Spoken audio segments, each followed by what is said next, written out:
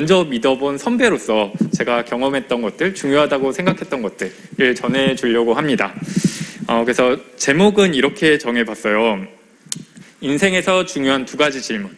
그래서 저는 이제 신앙생활을 하면서 인생에서 굉장히 중요한 질문 2가지가 있다고 생각을 해요. 그래서 그 2가지에 대해서 같이 한번 이야기를 해보려고 하고, 첫 번째 질문이 나는 죽으면 천국에 갈 수 있을까? 라는 질문이었어요. 그래서 저도 모태신앙이었고 어릴 때부터 계속 교회를 다니긴 했는데 이게 죽으면 진짜 천국이 있을까? 뭐 이런 것도 되게 의심이 많이 되기도 했고, 근데 뭐 있는지 없는지 뭐 그때는 잘 몰랐어요. 이렇게 신앙도 없을 때고 이래가지고. 근데 만약에 죽으면, 만약에 근데 천국이랑 지옥이 있는데 내가 천국을 못 가면 어떡하지? 뭐 이런 걱정이 됐어요. 그러면서 나는 과연 천국을 갈 수 있을까? 왜 갈 수 있을까? 뭐 이런 고민들을 했었는데, 여러분들은 어떠신가요? 천국에 갈 자신이 있으신가요? 그런다면 왜 천국을 갈 수 있다고 생각하는지, 뭐 요거에 대해서 같이 한번 이야기를 해보려고 합니다. 2번째는 내가 만약에 천국을 갈 수 있게 된다면, 그러면 그냥 바로 천국을 가서 행복하게 살면 될 것 같은데 왜 이 땅에서 굳이 힘들게 공부하고 일하고 이렇게 힘들게 살아야 되는가? 나는 이 땅에서 어떻게 살아야 되는가? 이거에 대한 질문이에요. 그래서 내가 천국에 갈 수 있을지, 또 내가 만약에 천국에 가게 된다면 이 땅에서는 어떻게 살아야 되는 것인가? 이 2가지 질문에 대해서 같이 이야기를 해보려고 합니다.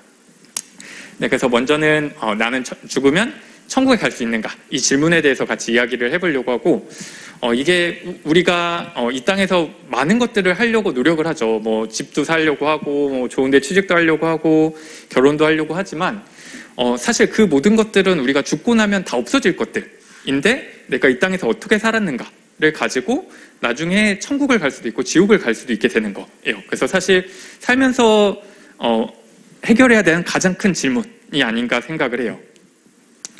네, 그래서 여러분들은 어떻게 천국을 간다고 생각을 하시죠? 저는 사실 이거를 대학교 가기 전에는 잘 대답을 못했어요. 이게 분명히 여러분들도 많이 들으셨을 텐데, 저는 이렇게 주일학교 시간에 이렇게 열심히 듣는 학생이 아니었어가지고 잘 이렇게 대답을 못했었는데, 아마 여러분들이 주일학교를 잘 다니셨다면 예수님을 믿음으로 천국에 갈 수 있다라고 이렇게 대답을 하실 것 같아요. 근데 이 믿음이라는 게 우리가 좀 오해하거나 좀 놓치고 있는 부분이 있을 수 있어요. 그래서 그 믿음이라는 거에 대해서 같이 한번 생각을 해보려고 해요. 그래서 이 말씀을 같이 한번 읽어보려고 하는데, 같이 한번 읽어볼까요? 내가 하나님은 한 분이신 줄을 믿느냐? 잘 하는도다. 귀신들도 믿고 떠느니라. 네, 우리가 하나님을 믿고 예수님을 믿어서 천국에 갈 수 있을 거라고 생각을 했는데, 귀신들도 하나님을 믿는데요. 귀신들도 하나님이 창조주이신 것도 알고, 하나님이 살아계신 것도 알고, 하나님이 엄청난 능력을 가지고 계신 것도 알고 계세요. 알고 있어요. 그리고 예수님도 하나님의 아들인 것을 알고 믿고 있어요. 근데 이 귀신들은 천국에 가는 게 아니잖아요. 근데 그러면 우리가 그 정도로 믿는 믿음이면 천국에 갈 수 없을 수 있겠죠. 그래서 그러면 우리들의 믿음은 과연 귀신이 믿는 이 믿음과 무엇이 달라야 되는가? 이걸 같이 한번 생각해 보려고 합니다. 네. 그래서 이제 복음을 설명하기 앞서서 하나의 질문으로 이제 시작을 하려고 하는데요. 그래서 이 내용들을 통해서 여러분들이 자신의 신앙도 좀 점검을 해보고, 이 내용을 나만 아는 것이 아니라 다른 사람에게도 잘 설명해 줄 수 있도록 잘 기억해 주면 좋을 것 같아요. 그래서 먼저 질문 한 가지를 시작을 하려고 하는데, 제가 이제 새가족부 교재를 쓸 때 거기에 있는 첫 질문이에요. 당신은 행복하십니까? 그래서 우리가 많은 사람들이 행복하기 위해서 좋은 대학교에 가기 원하고, 돈 많이 주는 직장, 안정적인 직장에 가기 원하고, 연애를 하고, 사랑을 나누고, 결혼을 하고, 차를 사고, 집을 사고, 이런 많은 것들을 하죠. 근데 여러분들도 경험해 봤을 거예요. 내가 이것만 하면 되게 행복할 것 같은데, 그걸 정작 이뤄도 조금만 시간이 지나면 그렇지 않아요. 내가 내가 원하는 학교나 뭐 직장이나 뭐 연애나 이런 걸 못 해봤을 수 있지만, 내가 원하는 학교에 여기만 들어가면 뭐 인생 끝날 것 같은데, 들어가서 행복한 건 몇 개월 안 가요.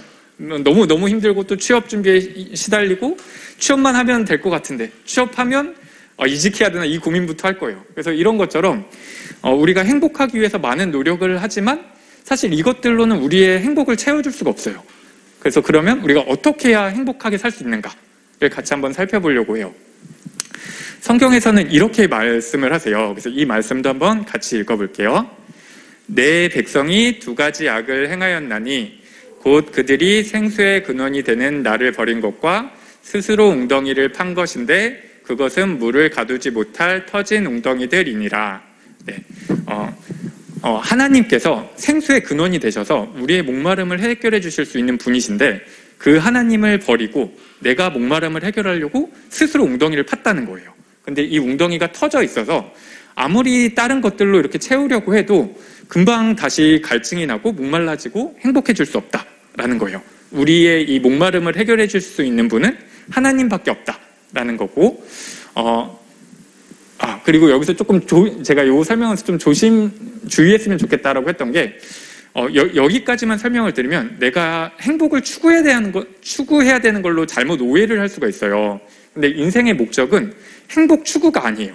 이거는 우리가 하나님과 동행할 때 행복은 따라오는 거지, 내가 행복을 추구하려고 하다 보면 오히려 하나님과 더 멀어지고 오히려 내가 행복해지지 못할 수 있어요.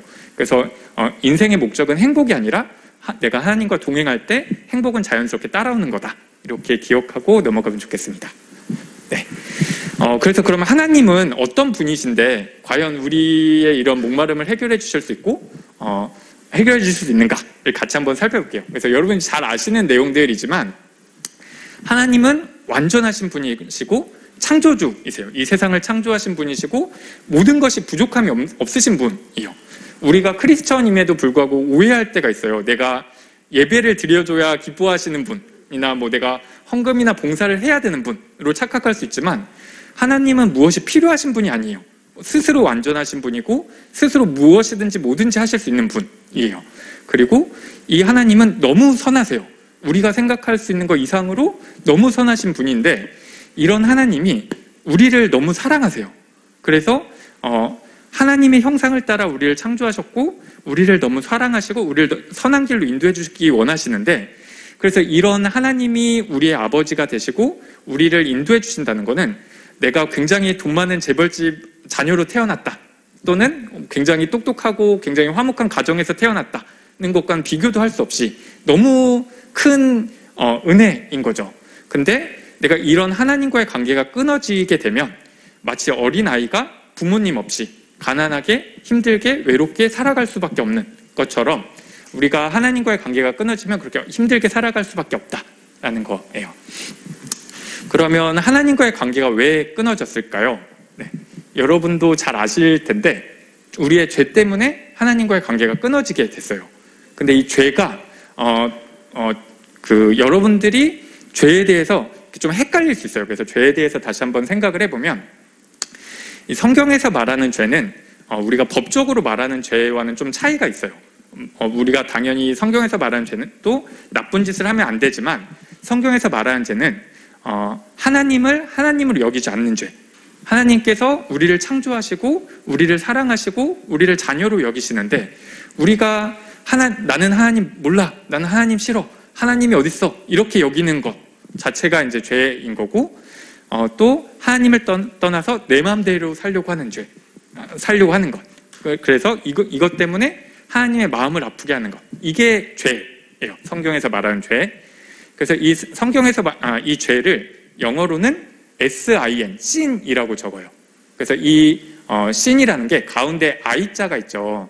그래서 나의 삶의 중심에 하나님이 아닌 내가 있는 상태를 죄라고 불러요. 그래서 내가 이 죄에 빠져 있으면 하나님과의 관계가 끊어지게 되고, 하나님과의 관계가 끊어져 있다 보니까 그것을 이제 형상화한 게 이 그림인데, 나무는 그 뿌리가 잘 심겨져 있어야 영양분도 공급받고 수분도 공급받고 해서 살아갈 테고, 물고기도 물속에 있어야 이렇게 숨을 쉬면서 살아갈 텐데 이 공급이 끊어지다 보면 굉장히 힘들 수밖에 없겠죠. 지금 잠시는 살아있더라도 숨도 헐떡일 수밖에 없고 곧 메말라 갈 수밖에 없겠죠. 근데 하나님과의 관계가 끊어진 우리도 이럴 수밖에 없다라는 거예요. 하나님으로부터 사랑을 받고 우리가 행복을 누리고 하나님의 인도하심을 따라 살아야 되는데 그러지 못하면 이렇게 힘들게 살아갈 수밖에 없다라는 거예요. 그러면 이 죄의 문제를 어떻게 해결해야 될까요? 네, 여러분도 잘 아시는 것처럼 예수 그리스도만이 우리의 죄를 해결하실 수 있는 유일한 분이세요. 그래서 이 말씀도 같이 한번 읽어볼게요. 다른 이로서는 구원을 받을 수 없나니 천하 사람 중에 구원을 받을 만한 다른 이름을 우리에게 주신 일이 없음이라 하였더라. 네. 하나님께서는 다른 여러 가지 방법 중에 하나로 예수님을 보내주신 게 아니라 우리가 구원받을 수 있는 유일한 방법으로 예수님을 이 땅에 보내주신 거예요. 근데 예수님께서는 이 땅에 오셔서 우리 죄를 해결해 주시기, 우리 죄를 씻어주시기 위해 이 땅에 오셨는데 굉장히 많은 사람들이 있잖아요. 어떤 죄를 졌을지 모르잖아요. 그러다 보니까 어떤 죄를 짓든지 그거보다 더 큰 대가를 치러야 그 죄의 문제를 해결할 수가 있는 거예요. 그래서 우리가 어떤 죄를 지었든지 그 모든 죄를 씻어주시기 위해서 가장 큰 대가를 치르셨어요. 그거는 하나님께서 아무 죄도 없으신 예수 그리스도를 이 땅에 보내셔서 나의 죄를 대신해 십자가에 못 박혀 돌아가시고 그것을 통해 우리의 죄를 씻어주신 거예요. 이게 너무 주일학교 때 배우는 기본적인 내용들인 것 같긴 한데 이렇게 같이 한번 이렇게 계속 읽어볼게요. 그리고 나서 저는 이 말씀도 참 되게 좋아하는데 우리 잠깐 생각을 해보면 내가 굉장히 친한 친구 또는 우리 부모님을 위해서 죽어야 된다라고 생각해보면 그것도 참 쉽지 않거든요. 나의 굉장히 친한 친구, 사랑하는 부모님을 위해서 죽기도 쉽지 않은데 만약에 내 친구 중에 내가 굉장히 싫어하는 애가 있어요. 굉장히 싫어한다고 표현하면 좀 그렇고 나를 굉장히 싫어하는 친구가 있다고 생각을 하면 그 친구를 위해서 죽어주고 싶지 않겠죠. 근데 예수님께서 우리를 위해 죽어주셨을 때는 우리가 예수님을 잘 믿고 예수님을 사랑한다고 말할 때 우리를 위해 죽어주신 게 아니라 우리가 아직 죄인 되었을 때, 우리가 하나님을 모른다고 했을 때, 하나님 싫다고 했을 때 우리를 대신해서 십자가에 못 박혀 돌아가심으로 우리의 죄를 용서해 주신 거예요. 그러면 이제 우리가 무엇을 하면 될까요? 이제 이것이 우리가 어떻게 하면 구원받을 수 있나에 대한 답인데, 우리가 예수님께서 나의 죄를 대신해서 십자가에 못 박혀 돌아가시고 부활하신 것을 믿고 이제 내가 내 맘대로 사는 게 아니라 하나님의 뜻을 따라, 예수님의 뜻을 따라 살아가겠다라는 이 고백을 통해서 우리가 구원을 받을 수 있게 되는 거예요. 그래서 아까는 내 삶의 중심에 내가 있었는데 그거는 이제 죄의 상태였죠. 그래서 그 죄의 상태가 아니라 이제 내 삶의 중심에 예수님이 와 계시고 내 삶의 주인이 예수님인 상태가 되는 거예요. 그래서 그렇게 되면 이제 우리가 이제 다시 나무가 잘 심겨지고 물속에 있는 물고기처럼 하나님으로부터 사랑과 생명을 공급받고 행복하게 살아갈 수 있게 된다라는 거예요. 그래서 여러분들이 살면서 많은 문제와 고민들이 닥칠 때 이게 참 굉장히 중요한 것 같아요. 내가 어떤 학교에 가야 될까? 또는 뭐 취직을 어느 곳에 해야 될까? 결혼을 누구랑 해야 될까? 어디에 이사를 가야 될까? 이런 고민들을 할 때마다 아까 말한 것처럼 내가 행복 추구를 하기 위해서 또는 나한테 이득이 되는 것을 위해서가 아니라 하나님께서는 무엇을 기뻐하실까를 생각을 하고 내 삶의 주인이 하나님이시기 때문에 하나님의 뜻을 따라 결정할 수 있어야 되는 거예요.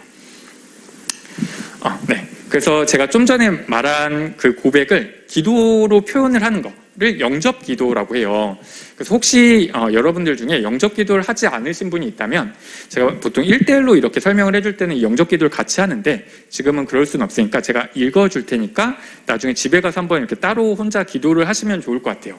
그래서 이 영접 기도라는 건 내가 죄인임을 인정하고 예수 그리스도께서 나의 죄를 대신해서 십자가에 못 박혀 돌아가시고 부활하신 것을 믿고 이제 더 이상 내가 내 뜻대로 살지 않고 하나님의 뜻을 따라 살아가겠다. 예수님께서 내 삶의 주인으로 와주세요 라고 고백하는 기도를 영접 기도라고 해요. 그래서 제가 잠깐 읽어드릴게요. 그래서 꼭 이렇게만 해야 되는 거 아니고 이건 예시고 아까 말한 걸 고백하면 되는 거예요. 그래서 사랑의 하나님, 저는 이제까지 하나님을 떠나 살았습니다. 제가 죄인임을 인정합니다. 오늘 예수님을 나의 구원자로 믿고 하나님의 자녀가 되기를 원합니다. 나의 죄를 대신하여 십자가에서 죽으시고 부활하신 예수님을 지금 나의 구원자, 나의 하나님으로 영접합니다. 지금 내 마음속으로 들어오셔서 제 삶의 주인이 되어주시기를 원합니다. 주님께서 영원토록 제 마음에 들어와 주실 것을 믿습니다. 나의 죄를 용서하시고 하나님의 자녀로 삼아주시니 감사합니다. 이제부터 하나님의 뜻에 순종하며 살게 도와주십시오.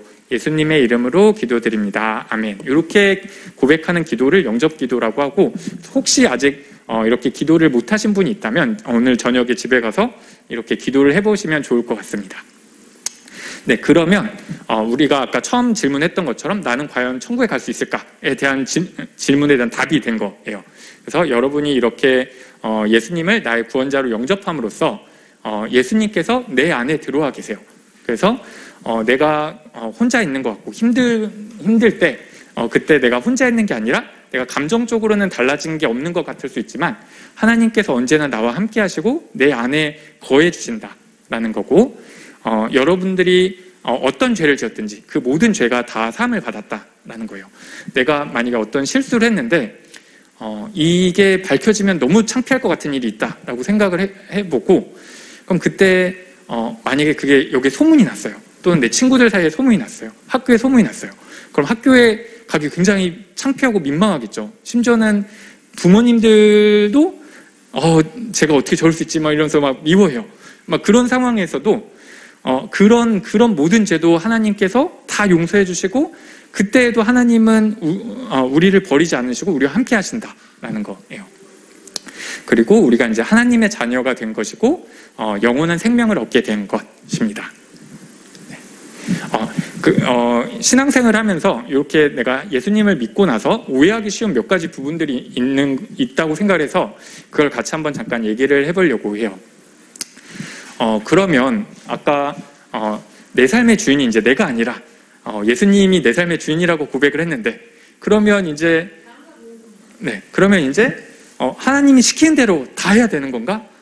갑자기 내가 하나님께서 선교를 가라 이런 마음을 주시면 내가 갑자기 내일 짐 싸고 아프리카 가야 되는 건가? 나는 신학 자신 없는데, 설교 자신 없는데 신학교를 가야 되는 건가?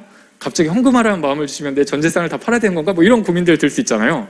근데 그래서 그런 굉장히 불안한 마음이 들 수 있는데 저도 그랬던 것 같아요. 근데 앞에서 제가 말씀을 드렸던 것처럼 하나님은 무엇이 부족한 분이 아니세요. 여러분이 없다고 해서 뭘 못하는 분이 아니세요. 물론 여러분들을 통해서 일하고 여러분들의 예배를 기뻐하시고 여러분들의 봉사를 기뻐하시지만 그게 없다고 할 일을 못하시는 분이 아니세요. 그래서 근데 그 하나님은 여러분들이 행복하길 원하세요. 여러분들이 가치 있는 삶을 살길 원하시고 올바른 길로 가기 원하세요. 그래서 여러분들에게 선한 길로 인도해 주시는 거지, 하나님이 봉사할 사람이 필요해서 내가 일 시킬 사람이 필요한데 없어서 얘를 데려와 써야지 이런 분이 아니세요. 그래서 당연히 하나님이 시키시는 대로 살아야겠지만 그것이 부담스러운 길이 아니라 나에게 선한 길이기 때문에 그곳을 인도하신다는 거를 기억해 주면 좋겠고, 또 하나는 교회와 크리스천들이 욕먹는 이유 중에 하나가 그럼 내가 이제 예수님을 믿었기 때문에 예수님이 나의 모든 죄를 용서해 주신다고 했기 때문에 그럼 죄에 대해서 조금 더 편해질 수 있어요. 내가 죄 짓고 예수님께 회개만 하면 되는 거 아닌가 이렇게 오해할 수 있어요. 그런데 우리가 예수님을 믿는다는 이 믿음은 단지 그냥 앞에서 얘기한 것처럼 예수님의 살아계심, 예수님이 하나님의 아들이신 것을 믿는 믿음이 아니라 내 삶의 주인이 예수님이라고 고백하는 믿음. 그래서 내가 예수님의 뜻을 따라 살아가겠다라는 그 믿음을 말하는 거예요. 그래서 이 말씀은 같이 한번 읽어보면 좋을 것 같은데 이 말씀 같이 한번 읽어볼게요. 나더러 주여 주여 하는 자마다 다 천국에 들어갈 것이 아니오 다만 하늘에 계신 내 아버지의 뜻대로 행하는 자라야 들어가리라. 네, 밑에 말씀도 같이 읽어볼게요. 이와 같이 행함이 없는 믿음은 그 자체가 죽은 것이라. 네, 그래서 우리가 그 믿음을 강조하다 보면 내가 뭔가 해야 된다라고 이런 것들을 이제 좀 잘 강조를 안 하게 될 수 있는데, 당연히 내가 하는 건 아니지만 아까 말한 것처럼 내가 하나님을 믿는다, 예수님을 믿는다라는 건 행동으로 그 결과가 드러나야 되는, 그래야 제대로 된 믿음을 갖고 있는 거예요. 그래서 죄만 짓고 내가 그냥 죄를 가볍게 여기고 회개하면 되지 마음대로 살고 하나님 회개합니다 또 마음대로 살고 이래도 되는 게 아닌 거예요. 네, 그거는 올바른 믿음이 아니고 올바른 믿음이 아닙니다. 그리고 죄를 짓고 회개하면 아무렇지도 않은 걸로 오해하기 쉬워요. 근데 하나님께서는 죄를 용서하셔도 징계를 하실 수도 있어요. 이게 어떤 의미냐면, 예를 들어서 우리가 나중에 어떤 자녀를 낳게 됐는데 이 자녀가 나쁜 짓을 했어요. 그러면 이 자녀가 근데 잘못했다고 용서를 빌어요. 그럼 당연히 사랑하니까 용서해 주겠죠. 근데 용서를 해줘도 얘가 계속 잘못된 행동을 한다라고 하면 혼을 내야 되겠죠. 거기서 돌이키게 하기 위해서. 그래서 하나님도 우리를 사랑하셔서 우리의 죄를 용서해 주시지만 우리가 죄에서 돌이킬 수 있게끔 때로는 혼을 내시기도 하세요. 모든 나의 안 좋은 상황들이 하나님이 그렇게 벌하시는 건 아니지만 내가 죄를 계속 지으면 하나님께서 거기서 돌이킬 수 있도록 징계하실 수 있다라는 것을 기억했으면 좋겠고, 또 하나는 하나님 정말 우리를 너무 사랑하시는데 우리가 죄를 지면 하나님이 마음이 너무 아파하세요. 그래서 우리가 용서받고 안 받고도 중요하지만 그 하나님의 마음이 아프지 않도록 우리가 죄를 짓지 않는 게 필요하고, 또 하나님께서 마음이 아프신 것처럼 앞에서 우리가 봤던 이런 풍요로운 삶을 우리도 누리지 못해요. 우리가 예수님을 믿고 하나님을 믿음으로써 기쁨을 누리고 평안을 누려야 되는데 내가 죄를 짓고 그러면 마음이 힘들 수밖에 없어요. 평안할 수가 없어요. 기쁠 수가 없어요. 그래서 우리가 예수님을 믿고 회개하면 물론 죄를 용서를 받게 되긴 하지만 그렇다고 해서 죄를 가볍게 여기고 죄를 지면 안 된다. 그런데 여러분들도 알겠지만 이 죄를 안 짓는 게 굉장히 어려워요. 이렇게 저도 지금도 그렇지만 이렇게 하나님께 그 죄를 지면 가장 좋은 방법은 바로바로 즉시로 회개하는 게 제일 좋거든요. 근데 그러다 보면 이렇게 염치 없을 때가 있어요. 내가 초반에는 하나님 제가 다시는 죄를 짓지 않겠습니다 라고 고백을 하지만 나중에 가면 저도 알아요. 내가 또 넘어질 걸 저도 알아서 하나님께 다시 죄를 짓지 않겠다고 용서해달라고 그렇게 기도하기가 너무 죄송해요. 근데 그럼에도 불구하고 그때 바로바로 하나님 앞에 나아가 회개해야 돼요. 왜냐하면 이 사단이 원하는 거는 우리가 죄를 짓게 하는 것보다도 죄를 져서 하나님과 멀어지게 하고 싶어 하는 거예요. 그래서 우리가 죄를 졌을 때 아무리 염치 없고 죄송해도 하나님 앞에 나아가서 회개하고 돌이키는 게 필요해요. 그리고 이 회개라는 건 그냥 잘못했습니다가 아니라 내가 진심으로 뉘우치고 내가 행하던 길에서 돌이키는 것이 회개이기 때문에 내가 죄를 졌을 때는 바로바로 회개를 하면 좋겠습니다. 네. 그리고 이제 마지막으로 그러면 아까 했던 질문인데 마지막은 아니고요. 다음으로 넘어가기 위한 우리가 천국을 갈 수 있게 된 건데, 그럼 저는 그런 생각이 들었어요. 내가 하나님 이제 믿고 천국 갈 수 있게 됐는데 그럼 지금 당장 그냥 천국 가서 하나님과 행복하게 살면 나도 하나님 더 친밀해지고 하나님도 좋으실 것 같고, 그런데 왜 우리가 이 땅에 있어서 계속 살아야 되나? 네, 아시겠지만 우리에게 사명이 있기 때문이에요. 그러면 우리가 어떻게 살아야 되는가에 대한 이야기를 이제 또 같이 해보려고 합니다. 네, 우리가 어떻게 살아야 되는가에 대해서 성경은 이렇게 말씀하고 계세요. 그래서 이 위에 있는 말씀은 구약 시대 때 있었던 말씀이죠. 어떤 서기관이 예수님께 율법 중에서 어떤 율법이 가장 중요합니까? 라고 했을 때 예수님께서 하셨던 답변이에요. 그래서 잘 아시는 말씀이겠지만 이것도 같이 한번 읽어볼게요. 예수께서 이르시되 내 마음을 다하고 목숨을 다하고 뜻을 다하여 주 너의 하나님을 사랑하라 하셨으니 이것이 크고 첫째 되는 계명이요 둘째도 그와 같으니 내 이웃을 내 자신과 같이 사랑하라 하셨으니 이 두 계명이 온 율법과 선지자의 강령이니라. 네, 그래서 우리가 어떻게 살아야 되는가에 대해서 하나님을 사랑하는 것, 그 다음에 이웃을 사랑하는 것, 이게 가장 중요한 말씀이다 라는 내용인 거고, 또 밑에 말씀은 이제 예수님께서 승천하시기 전에 제자들에게 마지막으로 해주셨던 예수님의 유언 같은 말씀이에요. 그래서 이것도 같이 한번 읽어보면, 예수께서 나와 말씀하여 이르시되 하늘과 땅의 모든 권세를 내게 주셨으니 그러므로 너희는 가서 모든 민족을 제자로 삼아 아버지와 아들과 성령의 이름으로 세례를 베풀고 내가 너희에게 분부한 모든 것을 가르쳐 지키게 하라. 볼지어다 내가 세상 끝날까지 너희와 항상 함께 있으리라 하시니라. 네, 그래서 예수님께서 승천하시기 전에 마지막으로 우리에게 해주신 유언, 온 세계 열방까지 가서 복음을 전하고 이 사람들을 양육해서 같이 구원을 받을 수 있도록 해라 라는 거예요.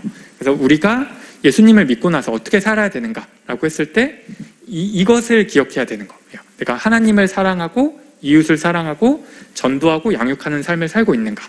네, 이렇게를 살아야 되는 건데 이것을 위해서 우리가 기본적으로 해야 되는 게 있어요. 네, 그게 바로 예배와 말씀과 기도와 전도예요.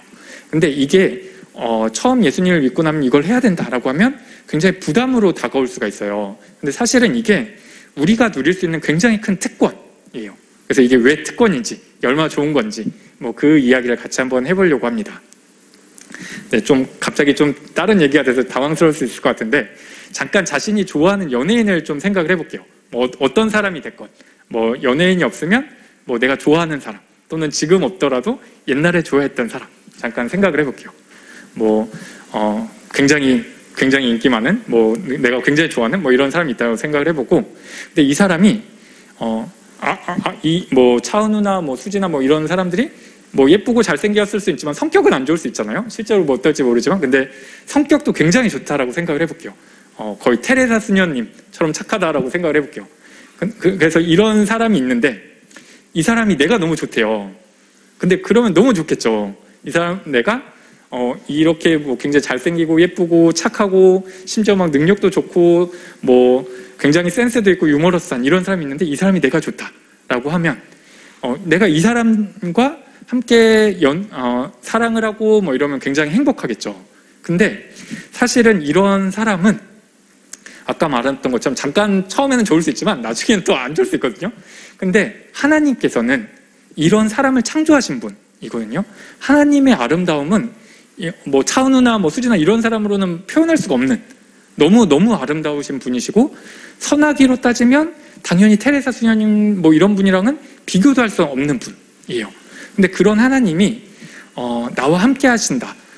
내가 그런 하나님과 함께 사랑을 나눈다라는 건 정말 너무 행복한 시간이고 우리가 천국에 가면 그런 삶들을 누리게 될 거예요. 너무 좋으신 하나님, 너무 아름다우신 하나님과 영생토록 함께하는 그런 즐거움을 누리게 될 텐데 예배가 이 하나님을 경험하는 천국의 임재를 경험하는 간접적으로 경험하는 시간이에요.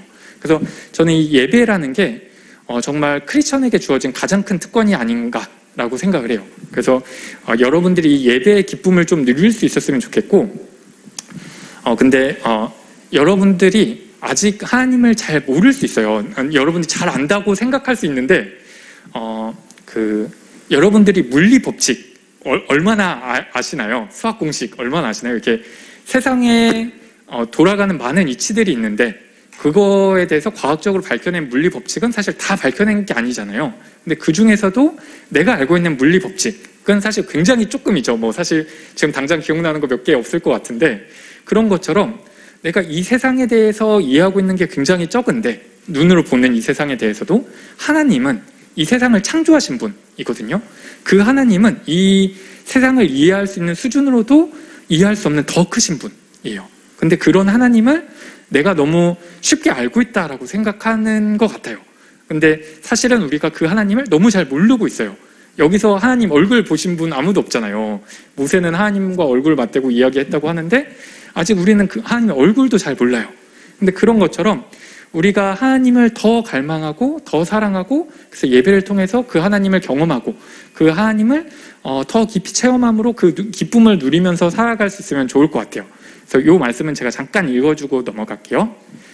나를 사랑하는 자들이 나의 사랑을 입으며 나를 간절히 찾는 자가 나를 만날 것이니라. 네, 그래서 여러분들이 예배 드릴 때 제가 이 얘기도 하나만 하면 저는 예전에 예배에 대해서 어떤 분이 설교해 줄 때 이런 얘기를 한 적이 있었어요. 여러분 만약에 예배를 드리는데 내가 목소리를 낼 수 없다면 여러분들은 예배를 어떻게 드리시겠습니까? 이렇게 질문을 하셨는데 전 그때 좀 충격이었어요. 예배를 노래 부르듯이 이렇게 불러서 예배를 드리는데 목소리를 못 내면 예배를 어떻게 드리지? 뭐 이런 생각이 들었어요. 근데 그때 이제 그분이 해주셨던 얘기가 여러분들이 만약에 목소리로 예배를 할 수 없어도 여러분들이 행동으로 여러분들의 사랑을 표현할 수 있습니다.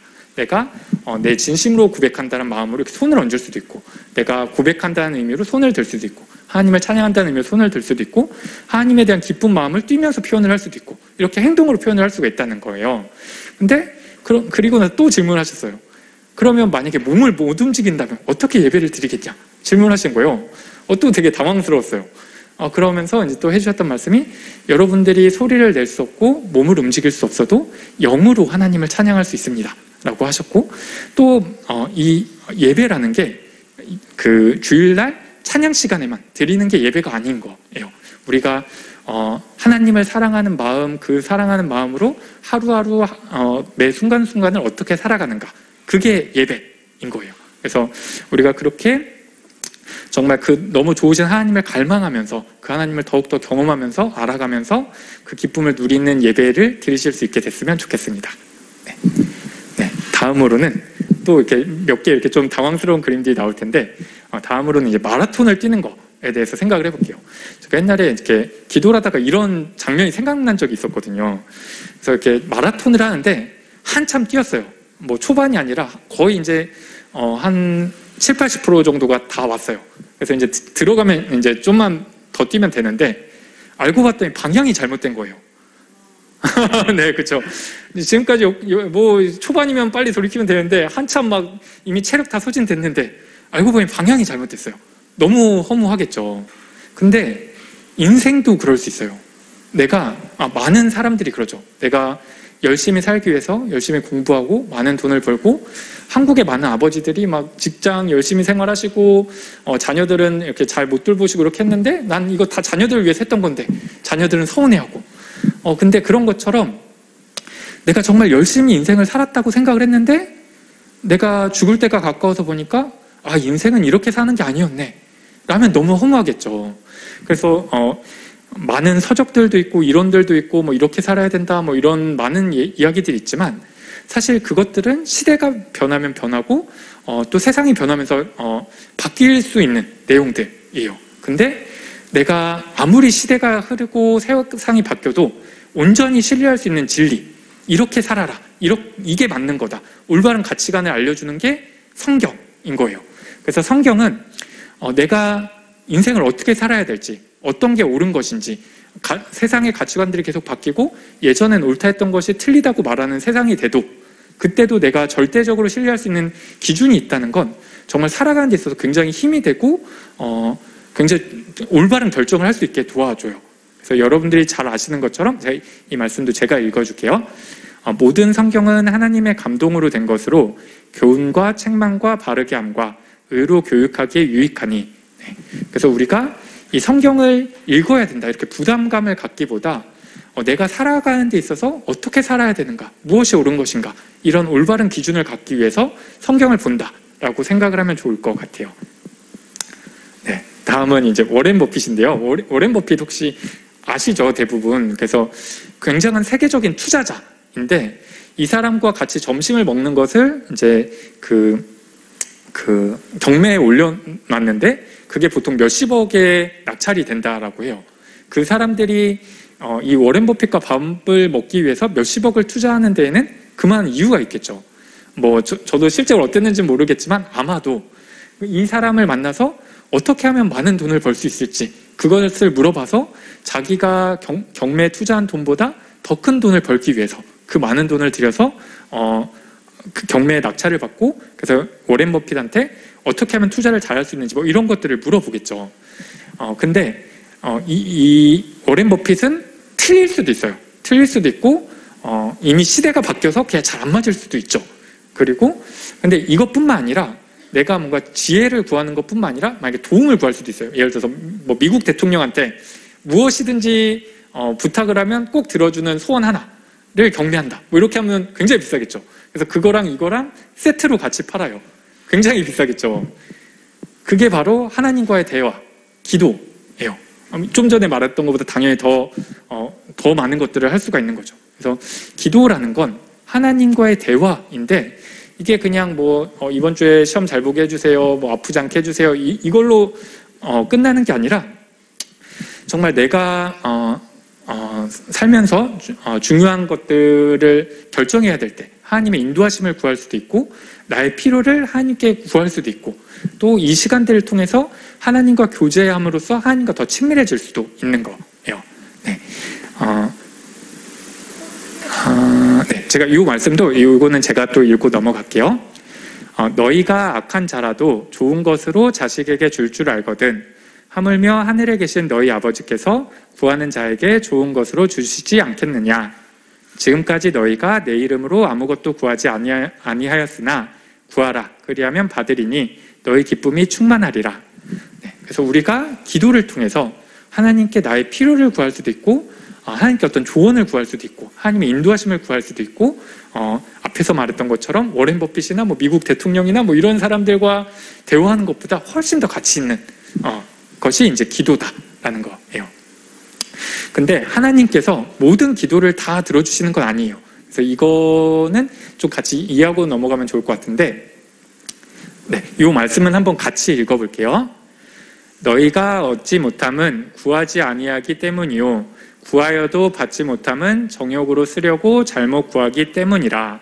네, 밑에 말씀도 같이 읽을게요. 이는 하늘이 땅보다 높음같이 내 길은 너희 길보다 높으며 내 생각은 너희 생각보다 높음이니라. 네. 이게 우리가 기도하면 다 들어주셨으면 좋겠는데 하나님은 다 들어주시진 않거든요. 그게 때로는 또 원망스럽기도 하고 막 그럴 수 있어요. 내가 대학교에 가야 되는데 취직을 해야 되는데 연애를 하는데 결혼을 해야 되는데 뭔가 실패하지 않고 한 번에 했으면 좋겠는데 시험 한 번에 붙고 뭐 이러면 좋겠는데 기도 내가 굉장히 열심히 했는데 떨어져요. 물론 이제 이게 여러 가지 이유가 있어요. 기도만 하고 뭐 열심히 안 하면 하나님께서 붙여주고 싶으셔도 떨어질 수 있는 거지만 그걸 떠나서 한 번에 모든 것을 실패하지 않고 성공하는 게 꼭 하나님의 뜻은 아닐 수 있다라는 거예요. 네, 내가 시험에 한 번에 다 붙고 제일 좋은 학교, 제일 좋은 직장 뭐 이렇게 가면 내가 너무 교만해질 수 있는 거예요. 네, 그래서 뭐 교만뿐만 아니라 뭐 그래서 하나님의 생각은 우리의 생각과 다르고 하나님의 생각은 우리가 생각하지 못하는 것까지 생각을 하셔서 내가 기도할 때 하나님께서 안 들어주신다고 서운해하지 말고 그거는 그 길이 하나님께서 보시기에 더 선한 길이기 때문에 그 길로 인도해 주시는 거다라고 생각해 주면 좋겠어요. 그래서 이 그림은 제가 지금 잘 안 보이긴 하는데 이게 제가 대학생 때인가 이렇게 그림판으로 그렸던 건데 이 마음을 생각하면서 그렸던 건데 이게 어린 아이인데 만약에 동전밖에 모른다고 생각을 해보세요. 근데 이 아이가 지금 1회호살기는 한데 뭐 예를 들어서 500원을 가지고 있어요. 근데 아직 지폐가 뭔지 모르는 거예요. 그래서 내가 이 아이한테 야, 너 더 좋은 거 사 먹어 하고 10,000원짜리를 줬어요. 근데 얘가 싫다고 이것만 쥐고 있어요. 왜냐면 얘는 이게 전부인 줄 아니까. 이게 돈이고 이건 돈인지 모르니까. 근데 하나님께서는 이 아이를 사랑하셔서 더 큰 걸 주고 싶으신데 그거를 모르니까 그냥 내 것만 계속 쥐고 있는 거예요. 그래서 우리가 살아갈 때도 이럴 수 있어요. 내가 보기에는 지금 여기 가는 게 더 좋을 것 같은데 이 사람을 만나는 게 좋을 것 같은데 왜 이걸 안 들어주시나 라고 생각할 수 있지만 내가 보기에는 좀 힘들어 보이고 어려워 보일 수 있어도 그게 나한테 좋은 것이기 때문에 하나님께서 나한테 그걸 주기 원하시는 거다. 네. 그래서 우리가 기도를 통해서 이런 굉장히 가치 있는 것들을 누릴 수 있는 건데 그 기도를 모두 다 들어주시는 건 아닌데 그게 나한테 선하기 때문에 그렇게 인도해 주시는 거다라는 이야기를 했고 마지막으로 전도에 대해서 이야기를 하려고 합니다. 그래서 우리가 하나님을 사랑하고 이웃을 사랑하는 삶을 살아야 된다고 했는데 우리가 이웃이 뭐 가난한데 도와주지도 않으면서 기도해 줄게 뭐 이렇게만 하면 그건 참 사랑이 아니겠죠. 근데 이 이웃 사랑의 결정체가 전도라고 생각해요. 그리고 하나님께서 가장 기뻐하시는 일이고 이건 조금 이따 다시 설명하고 그리고 또 저는 전도가 살면서 할 수 있는 가장 가치 있는 일이라고 생각을 해요. 여러분들이 누군가 가난한 사람을 도와주는 거 굉장히 의미 있고 좋은 일이죠. 이웃 사람.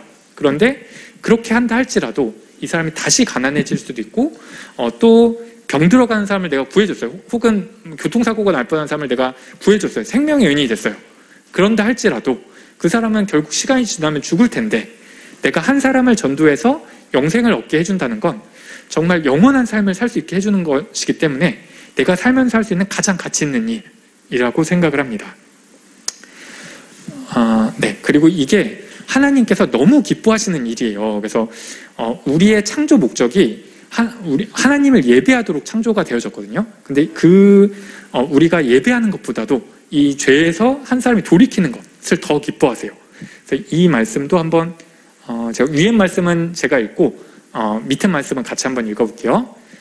너희 생각에는 어떻겠느냐? 만일 어떤 사람이 양 100마리가 있는데 그 중에 하나가 길을 잃으면 그 99마리를 산에 두고 가서 길 잃은 양을 찾지 않겠느냐?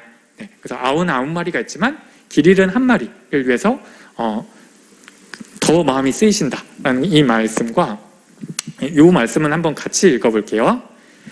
내가 너희에게 이르노니 이와 같이 죄인 한 사람이 회개하면 하늘에서는 회개할 것이 없는 의인 99으로 말미암아 기뻐하는 것보다 더하리라. 네. 우리가 아까 잠깐 얘기했던 것처럼 죄를 안 질 수가 없어요. 죄에 계속 넘어질 수밖에 없는데 그런 죄를 안 짓는 의인이 있다고 할 때 이 의인보다도 의인 99보다도 죄인 한 사람이 그 길에서 돌이키는 것을 더 기뻐하신다라는 거예요. 그래서 이 전도라는 건 사실 좀 부담되고 어려울 수 있지만 우리가 살면서 할 수 있는 가장 가치 있는 일이고 하나님께서 가장 기뻐하시는 일, 어떻게 보면 예배보다도 더 하나님께서 기뻐하실 수 있는 일이 전도이다라는 이야기였어요. 이제 제가 너무 길게 해서 죄송한데 이제 거의 끝나가거든요. 그래서 몇 가지만 좀 더 얘기를 할 건데 여러분들 그 거지 나사로와 부자 이야기 들어보신 적 있죠? 어떤 부자 그 문 앞에 어떤 가난한 거지 나사로가 살았는데 이 부자가 죽고 나 보니 자기는 지옥에 가 있고 거지 나사로는 천국에 가 있는 상태가 됐고, 그래서 이 부자가 내가 다시금 우리 아버지 집으로 가서 저 사람들한테 천국과 지옥이 있다, 너는 이렇게 살면 안 된다라고 전해줄 수 있게 해달라고 이렇게 구해요. 근데 네가 다시 가도 소용이 없다 하면서 뭐 선지자들이 전했는데도 듣지 않았는데 네가 간다고 다르지 않다라고 이렇게 말을 하면서 그 기회를 다시 주지 않거든요. 근데 만약에 이 부자가 하나님께서 다시 이 부자를 자기 집으로 보내주셨어요. 내가 그럼 네가 그러면 기회를 줄 테니까 1년 줄게. 너네 집 가서 네가 하고 싶은 만큼 잘 전하고 와 라고 하고 시간을 줬어요. 그렇다면 저는 크리스천이 이 부자와 같다라고 생각을 해요. 우리는 천국이 있고 지옥이 있는 걸 믿어요. 어떻게 해서 천국을 갈 수 있는지 알아요. 그래서 우리가 아직 알지 못한 사람들에게 복음을 전해줘야 되는데, 내가 이렇게 부자가 다시 이 땅에 온 건데 그냥 다시 와서는 다시 옛날처럼 먹고 놀고 편하게 살면 안 되겠죠.